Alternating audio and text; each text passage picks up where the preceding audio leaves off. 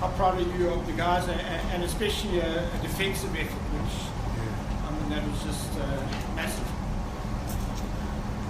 Oh, it was incredible. Look, we don't want to get too tactical in this chat, but we gave the ball back to the 14-man Lions team and had to defend for a long period of time. The last 20, everyone was out on their feet, and it just shows how hard it is to get a win here at altitude. So our defence won us a championship. There's no doubt about it. We scored enough points. We had to get up early because we knew we couldn't chase the Lions with 20 to go. No team has done that. They scored their points in the last 20 minutes, so we did what we had to. So just maybe a word on those three big lineouts, those last 20 minutes in the 22, captain was immense in those ones you got. Captain goes alright actually. He's actually pretty handy. Oh look, there was a massive play. Look, the pressure around, a couple of big turnovers and then straight turnover back to us with those line-out calls. We did a homework during the week. It was probably the greatest week preparation I've ever had in a rugby team. One good thing about us coming away from home, we get to live next to each other in the same place for a week, and we were really diligent. Recovered well, and in some ways a mid-winter break was the best thing for us. Scott, not just the line-out steals, but also you guys totally negated the Lions' line-out drive, which was a really big win. Yeah, look, we came and we knew they had they'd scored 23 more tries against them, and we haven't had a more try all year scored against us. So to go through clean is testament to Jason Ryan, our forwards coach. And they're the same. They haven't had one against them, so they'll go zero as well.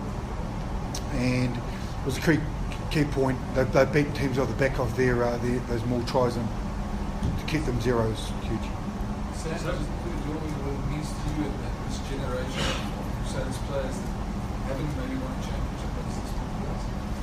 Yeah, it's we were talking about it before. A number of us have been here for 8 or 9 years and never tasted victory. And out there, it was awesome just to look your mate in the eye, and no words needed to be spoken, and just emotion came out of everyone. So to have that feeling is amazing, and not only for us but the guys at home too that have had a massive year, and just we can't wait to get home and connect with them again and share these moments with them.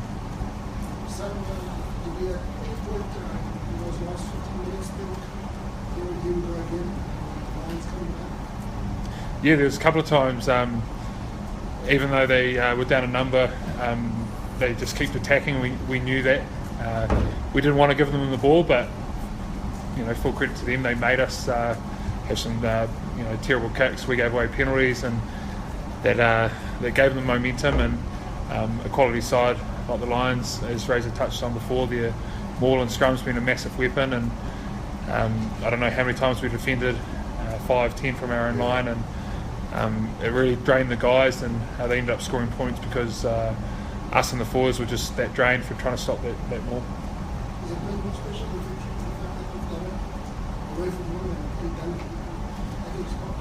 Yeah, it's just the whole week's been amazing. The amount of support for both sides has been huge.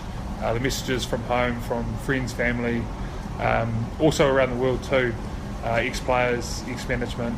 And one thing I would say is just the whole atmosphere of being here at Ellis Park, 63,000 really passionate supporters and behind their team, and then afterwards they really applauded us too, so that's something that for myself was really special. And one thing I did see after the game, full credit to the Lions, they went around and picked up all the water bottles and all the tape that was on the ground, and I just thought that summed up who they are as people and the team culture they have.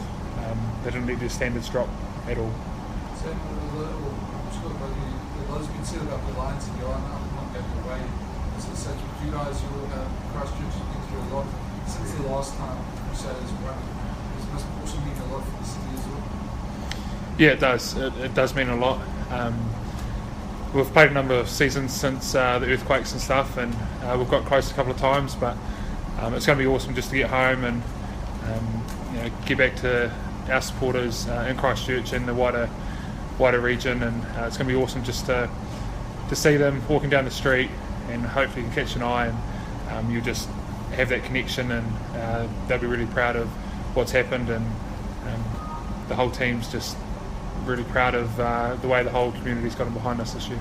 Scott, you've won a few titles as a player, and that your first season as coach, and that's your head coach. How did they rank, as coach and player? Yeah, great question. It sort of hasn't sunk in really.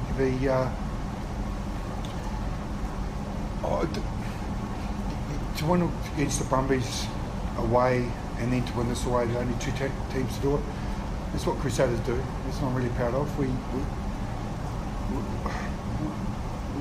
really worked hard, and we create opportunities to create history, and we have this afternoon, and amazing atmosphere, wasn't it? Just incredible cauldron and Lions Den, as they call it here. I thought it was quite catchy. It was good, and it's just another part of our history.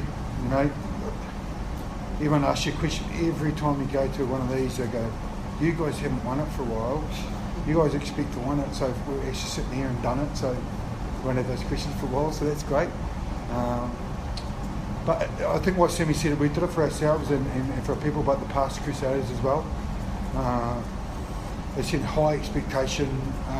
We've got a number of All Blacks that have won on the All Black level, but not now, and they have now as a Crusader. So we put that well and truly to bed. Scott, your view on the red card? I think the process was correct. Yako was calm, it was clear. He thought it was red. Went to TMO, he thought it was red. To the letter of the law, it was red. It's just a shame it happened in the final. Like, Quagga Smith had an unbelievable season, and we knew it was a big threat. And it's a shame that we've got a red in the final, and it probably did affect the outcome to an extent. So how do you think it did affect the outcome? I mean, you guys were pretty comfortable at that stage with the red card happened. I think the last 20, you can't underestimate being up here at altitude, how much of an advantage it is, and they played over the top of us. 20 to go, boys were shattered, we just kept getting the message, body language, stay tall, stay strong, give them nothing. And boys to the knees and up again. It was sort of like a stay in the moment, out of the moment, just mentally so tiring, after 3 big weeks, big season, but to hold on. So to answer the question, I think it did have an effect on the outcome. It's a shame for the Lions because they've had some season. It's got an epic battle like this. It's always bad to be a loser on one side. Or just your thoughts, might get a message for you, what you say? Oh yeah, look, I did afterwards. I said, look, he's going to be really proud of what he's achieved. Like, I think a positive feeling that's come out of the Lions. Look, you don't get 63,000 people turning up if they don't see that the team cares and they truly care about each other. I'm hugely respectful to show us to stay afterwards and clap us after the game. So look, he's a wonderful coach, and everyone knows a good man, and they play for him as a team. So for Yako, Creel and that, we really feel for them, but we're 2 desperate teams out there, and unfortunately we were the one that came home.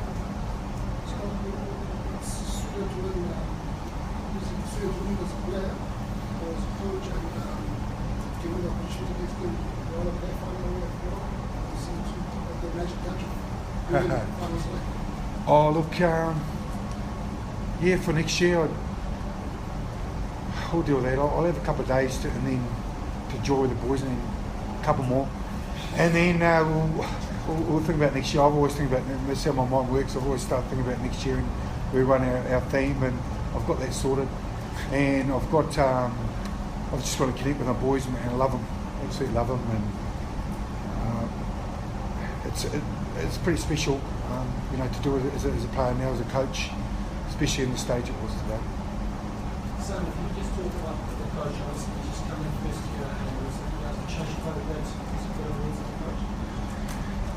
Yeah, obviously watched him play as a player, but then my first year hanging around the Crusaders was Razor's first year as well, and at training we used to get changed next to each other, and that's when the relationship first started, and then Razor had a couple of brothers with him during the Canterbury seasons as captain, and as soon as he was appointed the job, he obviously asked me to be captain, and the first thing I did was talk to my brothers and kind of worked out what he's like as a coach, and things, how could we gel together and try and lead to, as a combination rather than Razor wanting one thing and myself wanting another. And I think the best thing is our communication. We're always talking. My wife's always telling me, forget about rugby for a while, and Razor's always ringing me, and so the other coaches. Here we go. At times it's quite hard to get away from rugby, but I've absolutely loved this year, and it hasn't just been Razor or myself. There's a massive support network behind, with all the management and all the senior players and the leadership group have done an unreal year. One person that comes to mind, Timmy Bateman, hasn't played a massive amount of minutes, but he was our Crusader of the year, and what he's done for the team this year has been amazing. Razor, hopefully it's something stronger than water in the mug there. Oh, look, no, it's just a little bit of Powerade.